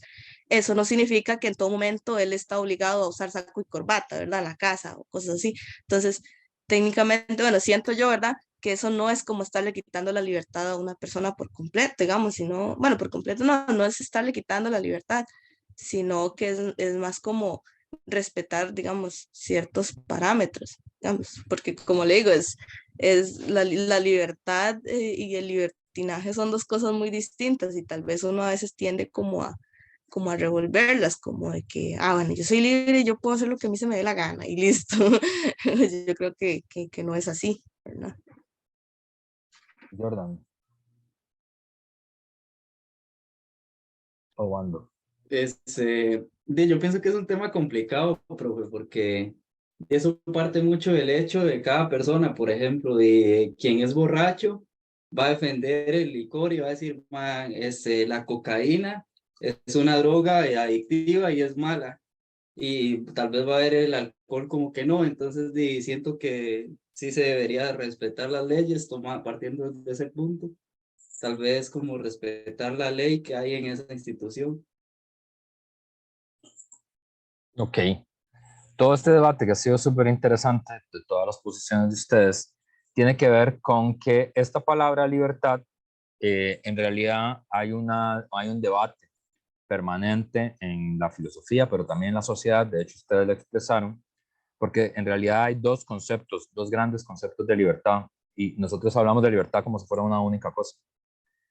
Y hay dos grandes conceptos, y parte de todo lo que ustedes están debatiendo, de todos los argumentos, es porque hay dos conceptos de libertad. Hay un tipo de libertad que se llama la libertad negativa, que es la más popular en general, y que es la que, y como que intuitivamente nosotros creemos que es libertad, que esto sobre todo lo desarrolló un señor que se llama John Locke, y aquí se entiende libertad como falta de restricciones. Esto es la idea. Entonces, ser libre es que no haya restricciones, ¿verdad? Si existe alguna restricción, esa restricción tiene que ser removida porque cualquier restricción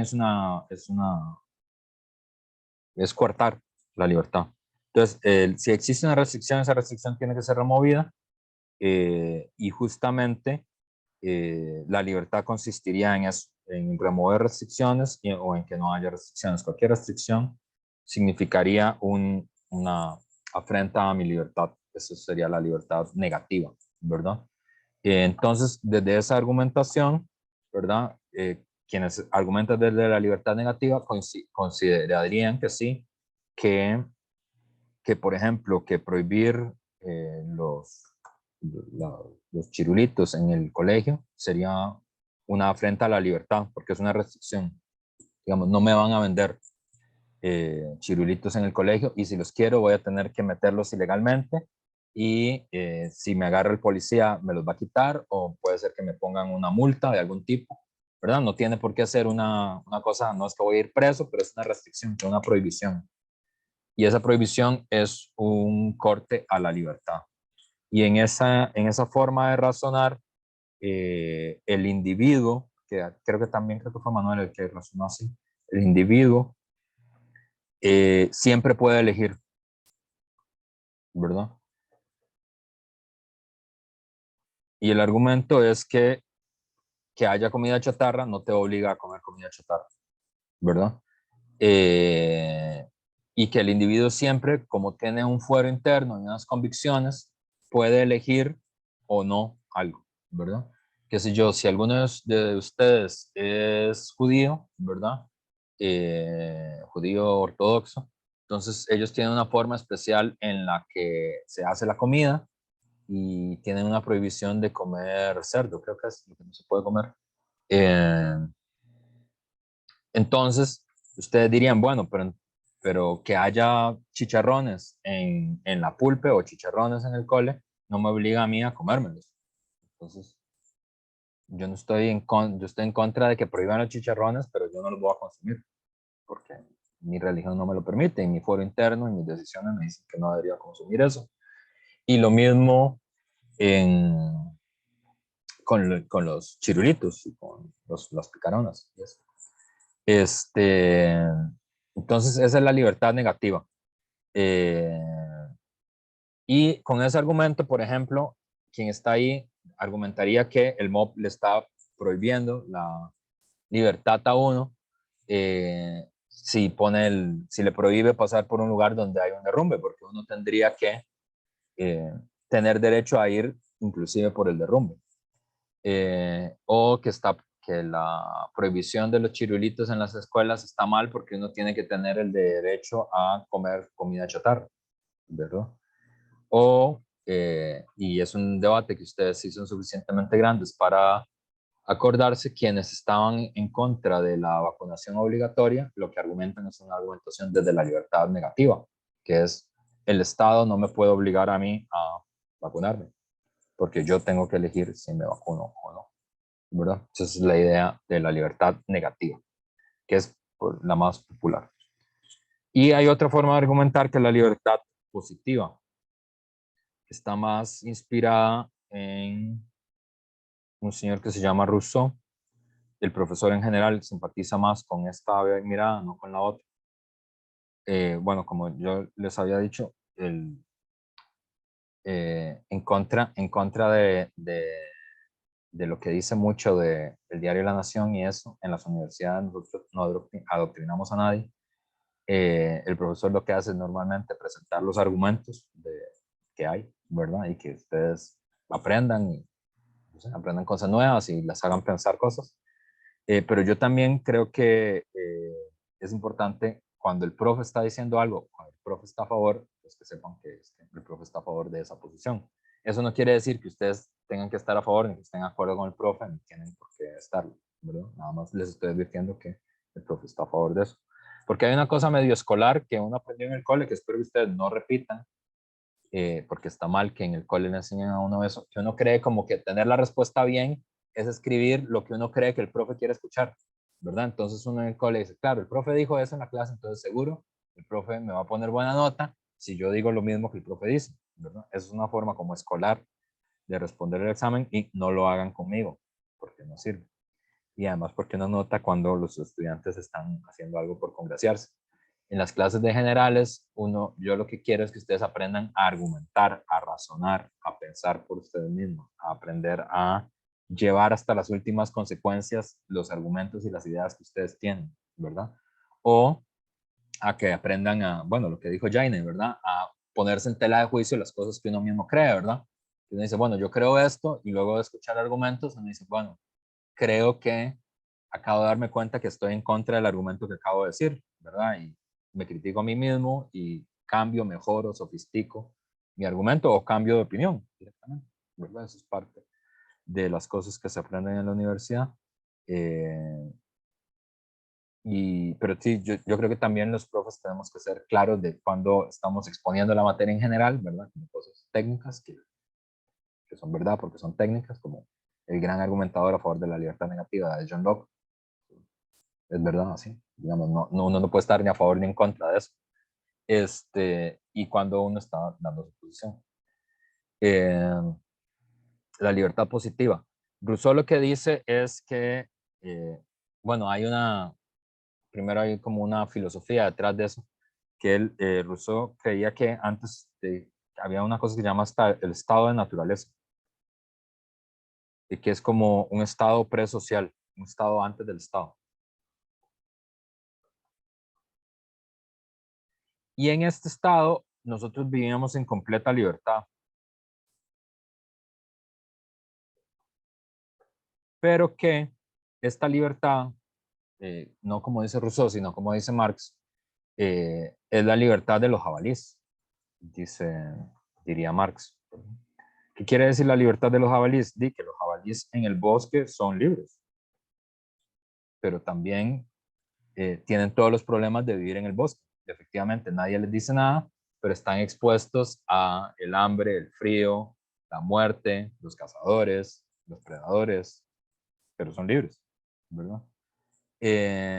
Entonces, para Rousseau, lo que sucede en la fundación del Estado es que nosotros enajenamos, alienamos, entregamos un pedazo de esta libertad original, primigenia, ¿verdad? En el Estado, y lo que construimos es aquí viene la idea, un contrato social. Hay un contrato social. Y este contrato social, aunque uno abandonó esa libertad, que es la libertad de los jabalíes, la libertad de los animales en el bosque, consigue una libertad superior, que es una libertad positiva, que es la libertad de tener las condiciones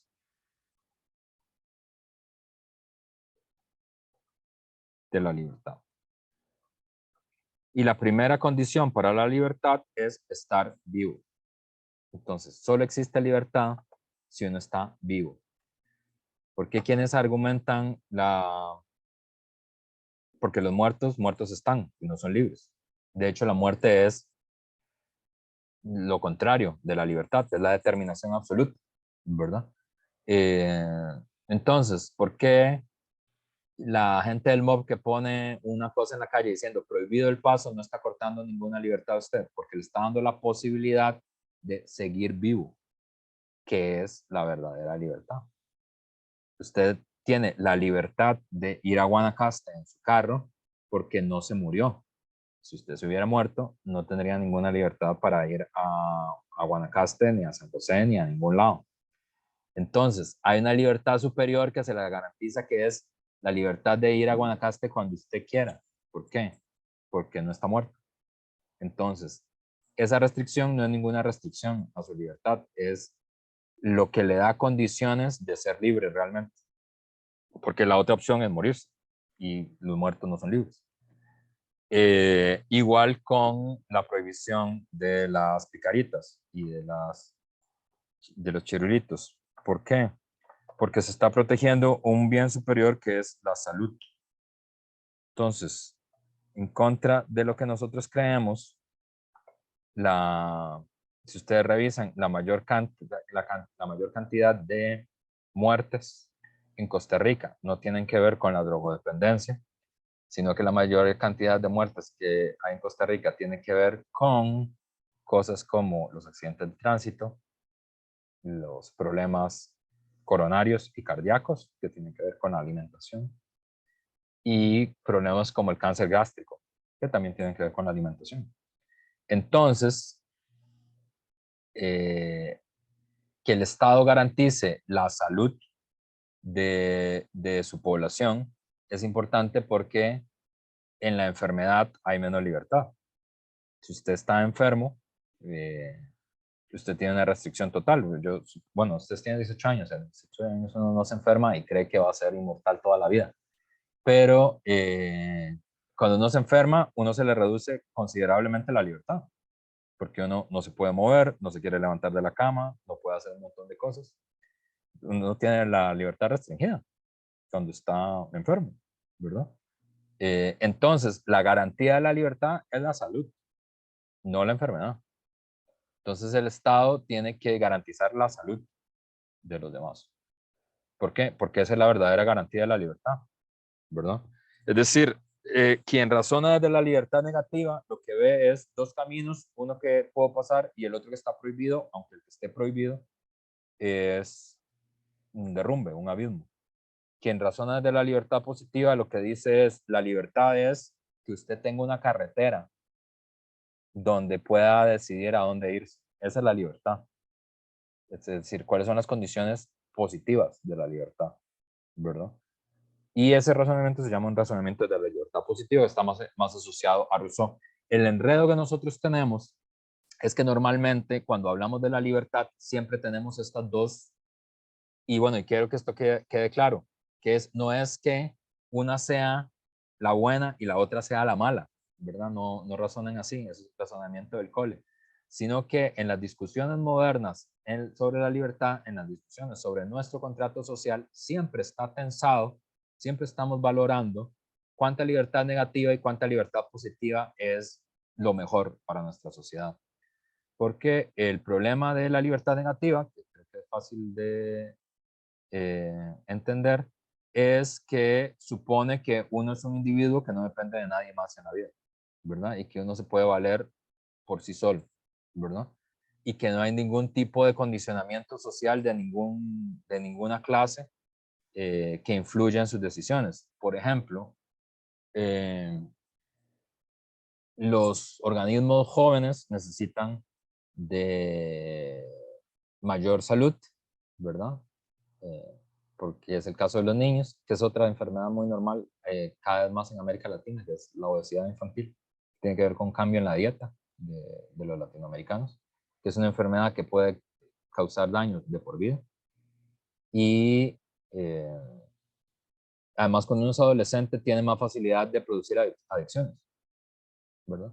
¿Eso cómo lo sabemos? Porque hay un sistema de salud que nos indica eso. Entonces, parte de mantener saludable a la población joven es evitar que coman chatarra durante el periodo juvenil, porque es más fácil tener hábitos saludables cuando uno es joven que cuando es adulto. Cuando uno es un adulto ya no, si pasó toda la vida comiendo chirulitos, va a seguir comiendo la vida chirulitos. Nada lo va a hacer cambiar de opinión. Salvo que está al borde de la muerte y tenga que decidir entre la muerte y los chirulitos, en cuyo caso normalmente uno escoge la vida y no los chirulitos. Alguna gente no decide seguir comiendo chirulitos. El chirulitos no es nada en específico, quiere decir, estamos hablando de un mal hábito en general, pueden ser los chirulitos, puede ser fumar o puede ser el alcohol, cualquiera, da lo mismo. No hacer ejercicio, es decir, es un ejemplo genérico, ¿verdad? Porque luego este video lo ve el macho Pozuelo y recibe una demanda por hablar mal de los chirulitos. No, estoy hablando en general de cualquier mal, ¿verdad? De cualquier tipo.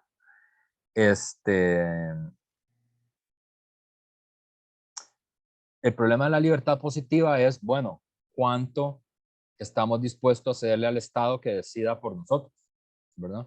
Por ejemplo, en las situaciones de estado de sitio o de toque de queda, la argumentación de la libertad positiva no nos parece tan razonable, ¿verdad? Cuando el Estado dice, vamos a declarar el estado de sitio o la ley marcial porque hay un bien superior que es el orden público que hay que preservar por el estado de conmoción interna, uno dice, esto se parece mucho a una dictadura, esto no me parece que sea posible, ¿verdad? Entonces, ¿cuánto de la libertad positiva estamos dispuestos a aceptar y cuánto estamos dispuestos a renunciar, ¿verdad? Esa tensión es el debate sobre la libertad en general. Y las sociedades siempre estamos tensas entre esas cosas. ¿Cuánto de libertad negativa, cuánto de libertad positiva? ¿Cuánto de suprimir las restricciones y cuánto de crear las condiciones materiales para que sea posible realmente la libertad? ¿Verdad? ¿Cuánto de el Estado garantizando el orden y la salud en primer término como condición de posibilidad de la libertad? Entonces, ese es un poco el debate, por eso es que siempre es como tan enredado. Y como ya ustedes saben, el profe estaba a favor de la prohibición de la comida chatarra. No porque sea rica, sino porque me parece que es más saludable no comer. Justamente el problema de comida chatarra es que es muy rica. Entonces uno siempre quiere comer comida chatarra, no quiere comer apio, quiere comer chirulitos. Esa es la trampa. Y si alguien no le advierte a uno de la trampa, puede ser que nunca coma apio, solo coma chirulitos. Ok, y finalmente, rapidísimo porque ya son las 9:52, la fraternidad. Esta es como las más olvidadas y es de las más interesantes porque la fraternidad viene de la palabra fratello, que significa hermano, hermano varón significa.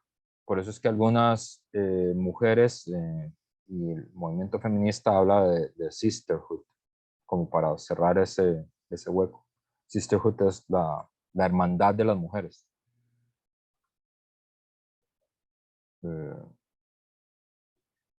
Y aquí tiene que ver con una metáfora que durante mucho tiempo y todavía hasta nuestra época nosotros se consideraba que la sociedad es una familia. Y ese tipo de metáforas son muy normales en las sociedades antiguas, en las sociedades previas a la Revolución Francesa, y todavía en nuestra época, algunos señores muy conservadores, como el expresidente de la República, como Carlos Alvarado, usan ese tipo de metáforas, ¿verdad?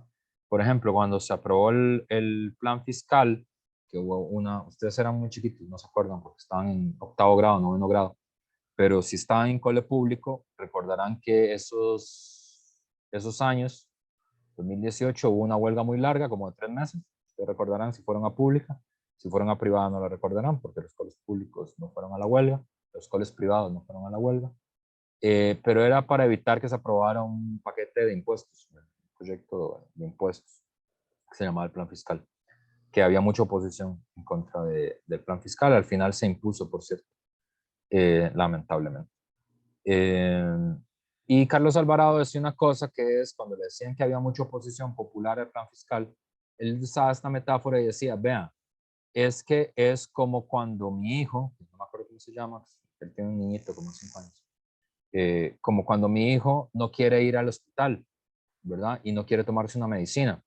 Yo como su padre sé que él está en contra, sé que va a hacer un berrinche, sé que se va a tirar al piso para no ir al hospital, pero mi obligación como padre es saber que justamente porque el niño tiene una enfermedad, yo soy el que conoce mejor esta situación y no podría cederle a que no vayamos al médico solo porque él no quiere, porque en este caso él necesita la medicina para poder salvarse. Entonces, no le puedo hacer caso al berrinche de mi hijo para solucionar la enfermedad que tenemos que solucionar.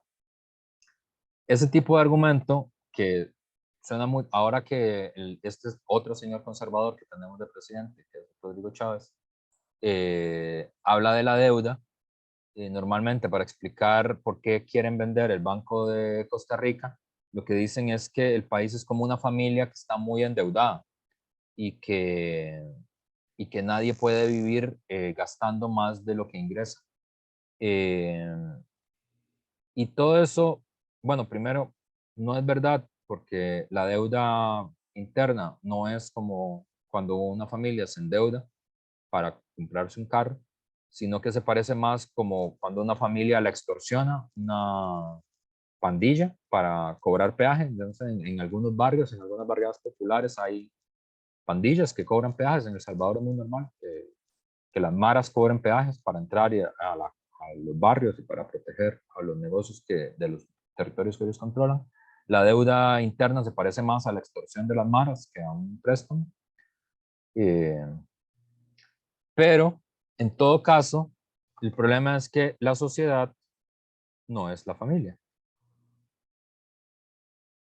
¿Por qué? Porque la familia es el lugar donde circulan los afectos primarios. Y la familia no tiene un principio de igualdad. La familia es una institución vertical. Y además es una institución donde no hay principio de justicia.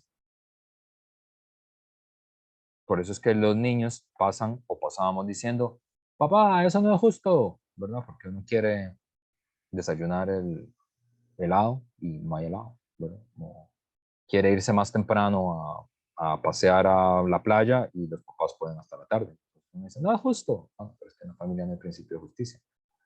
El principio de igualdad y de justicia tiene sentido en la sociedad, no en la familia. Y la familia hay una relación vertical, ¿verdad?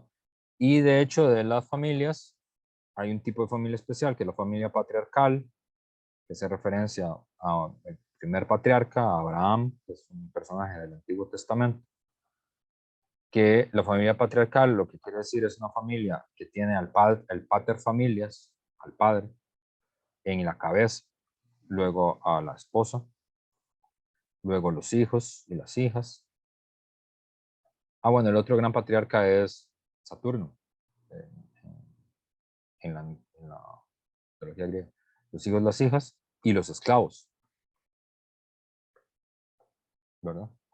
Como en Odiseo, ¿no? Que el primero que reconoce a Odiseo cuando llega es el esclavo, ni siquiera el hijo del esposo, ¿verdad? Entonces, esta metáfora es una metáfora de que la familia es como una gran familia patriarcal, ¿verdad? Que el presidente es como el papá, como el padre, y que el resto de la sociedad somos sus hijos, y que él está obligado a protegernos, inclusive aunque nosotros no querramos, ¿verdad? Todas esas metáforas son muy conservadoras y no corresponden a la vida social porque nosotros no tenemos una relación de obligación moral con el presidente. Con nuestra familia sí.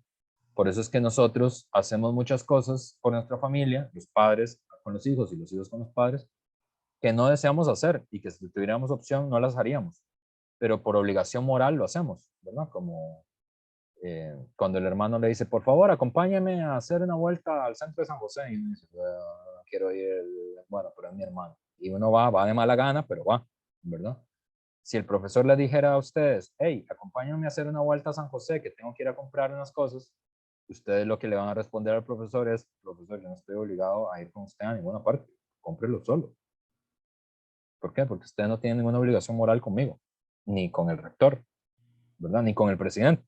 Ustedes tienen una obligación moral con sus hermanas, con su mamá, con su papá, con su abuelita, ¿verdad? Entonces, por eso uno hace muchas cosas que las hace sin cobrar, ¿verdad? Sin monetarizar la relación, y a veces las hace sin querer, digamos, sin, como que haya demasiado deseo de hacerlas, pero las hace porque está esta obligación moral que tenemos con nuestras familias. En la sociedad no tenemos ese tipo de dependencia moral. Lo que tenemos es un contrato, ¿verdad? Lo que tenemos es un contrato de trabajo, es un contrato social, y uno está obligado a lo que está obligado en el contrato, no a más, no a menos, ¿verdad? Y entonces la idea de la fraternidad lo que quiere transmitir es justamente una rebelión de los hermanos varones que son iguales contra la autoridad arbitraria del padre, del pater familias, que en este caso es el papá varón, y un proceso, digamos, de igualación de los hijos y las hijas y también de los esclavos contra la autoridad del pater familias, ¿verdad? Entonces, digamos, la fraternidad es suprimir todas las instituciones que nos dejan en una condición subcivil. Eso es lo que significa. Es una reflexión sobre las condiciones en las que es posible la libertad y la igualdad. La libertad y la igualdad solo es posible si está abolida la idea de que la sociedad es como una familia patriarcal, porque la sociedad no es una familia patriarcal, la sociedad es una sociedad de ciudadanos que son iguales y libres, con contratos de trabajo, con contratos judiciales, con contratos sociales, sometidos a la ley, ¿verdad? No a obligaciones de dependencia moral, como la familia, como la que hay con el rey, como la que hay con los señores feudales. Y bueno, ocupaba un poquito más de desarrollo, pero bueno, como ustedes son muy participativos, no pude continuar, pero ya son las 10:01 y ya el profesor está rompiendo el contrato que tiene de dar la clase hasta las 10, porque algunos de ustedes tienen clase a las 10. Entonces, ya vamos a quedar aquí y nos vemos el próximo viernes en clases. Y chaito, voy a cortar aquí.